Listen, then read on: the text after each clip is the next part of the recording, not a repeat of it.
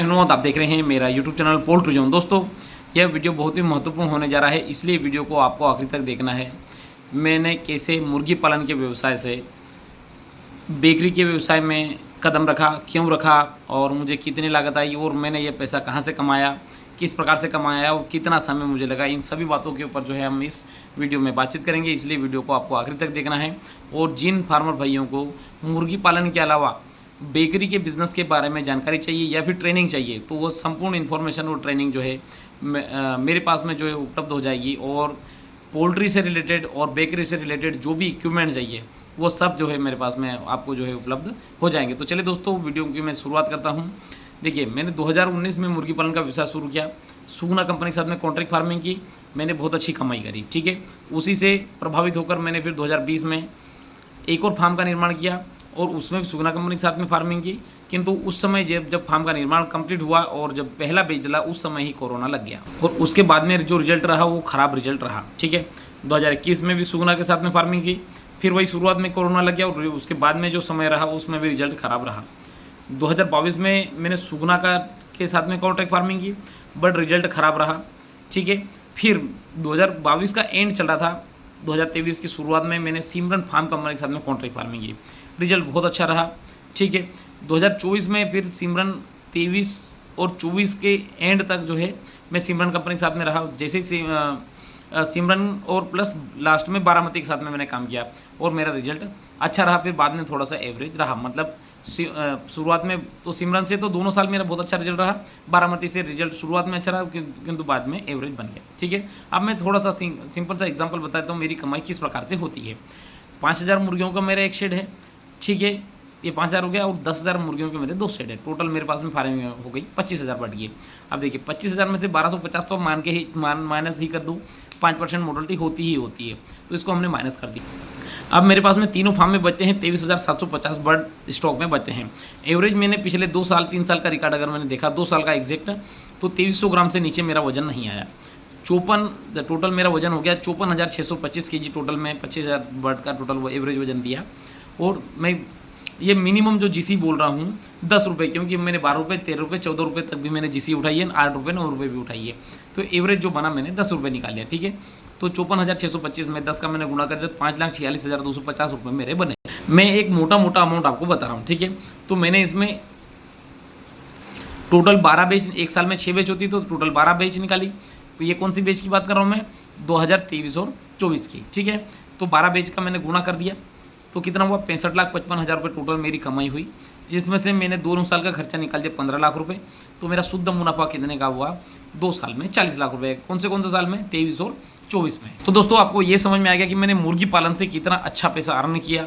और अब ये बात भी मैं बता दूं कि जब मुर्गी पालन से मैं पैसा अच्छा कमा रहा था तो मैं फिर दूसरे बिजनेस में क्यों गया। तो उसका जो पहला कारण ये है कि मेरे पास में ज़मीन नहीं होना पोल्ट्री फार्म बनाने के लिए। अब मैं कम से कम भी सेट बनाऊंगा तो 10,000 बर्ड का तो बनाऊंगा ही बनाऊंगा। अब मेरे पास में ज़मीन नहीं बची, इसके कारण जो है मैं दूसरे बिजनेस की तरफ डाइवर्ट हुआ।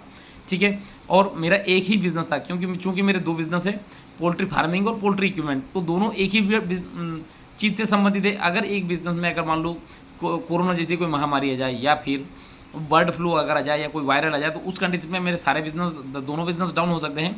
इसलिए मैंने एक बिजनेस का सोर्स बनाने का एक और सोचा, और ज़्यादा रोजगार। तीसरे नंबर पर था ज़्यादा रोजगार। देखिए दोस्तों, मुर्गी पालन में चाहे 10,000 बर्ड का फार्म हो चाहे 15,000 बर्ड का फार्म हो, मतलब एक लेबर आपके लिए पर्याप्त है।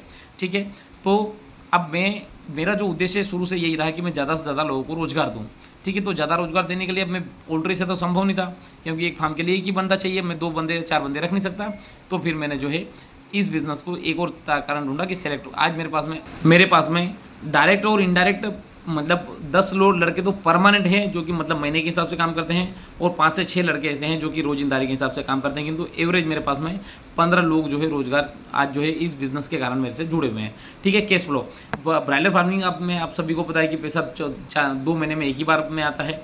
तो मेरा कैश फ्लो उस प्रकार से नहीं था, तो मैंने कैश फ्लो बनाने के लिए ये इस बिज़नेस में कदम रखा। और मुर्गी पालन से अच्छा, इतने ही एरिया में मान लो मेरे पास में थोड़ा सा एरिया बचा हुआ था, इसमें क्या दूसरा बिजनेस चालू हो सकता था, तो मैंने उसके लिए कमाई बढ़ाने के लिए दूसरा बिजनेस चालू किया।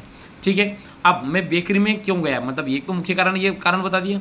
अब इसमें जाने का एक और मुख्य कारण ये है कि कम जगह, मतलब बेकरी का बिजनेस कम जगह से शुरू हो जाता है। आसपास मार्केट, क्योंकि ये लोकल बिकने वाला प्रोडक्ट है और यहाँ पे कोई भी ब्रांडेड कंपनी कोई काम नहीं कर रही, इसलिए इस बिज़नेस को जो है हम लोकल मार्केट में आराम से फैला सकते हैं। ठीक है, सस्ता प्रोडक्ट, इनसे जो बना हुआ प्रोडक्ट है वो भी सस्ता है और इनका जो रॉ मटेरियल आता है वो भी सस्ता है, जिसके कारण इसका प्रोडक्शन स्टार्ट आसानी से हम स्टॉक भी कर सकते हैं और आसानी से हम मार्केट में सेल कर सकते हैं। और ज़्यादा हाईली कंज्यूमेबल प्रोडक्ट है, चूँकि एक छोटा सा बच्चा 3 साल का हो जाता है या 5 साल का हो जाता है तो वह जाके सीधे दुकान से बेकरी के से रिलेटेड प्रोडक्ट ही मांगता है, तो इसके कारण जो है इस बिज़नेस की डिमांड हमेशा मार्केट में बनी रहती है। अब दोस्तों बेकरी में का जो शेड है उसकी जो लंबाई है 60 फीट और चौड़ाई 30 फीट है, टोटल 1800 स्क्वायर फीट एरिया है, जिसकी लागत मुझे शेड बनाने की लागत आई 10 लाख रुपये, इक्विपमेंट की लागत आई मुझे 10 लाख रुपये और कनेक्शन की लागत मुझे आ गई 50,000 रुपये। तो टोटल मेरा बेकरी में टोटल मेरा इन्वेस्टमेंट हुआ है 25 लाख रुपए। एक कनेक्शन भी आ गया इसमें और जो छोटा मोटा आइटम रहते हैं उस प्रकार से भी आ गया। तो इस प्रकार से अगर मैं देखा जाए तो 25 लाख रुपए में जो है मैंने बेकरी का बिज़नेस शुरू कर लिया और मुझे ये बिज़नेस करते करते 1 साल हो गया।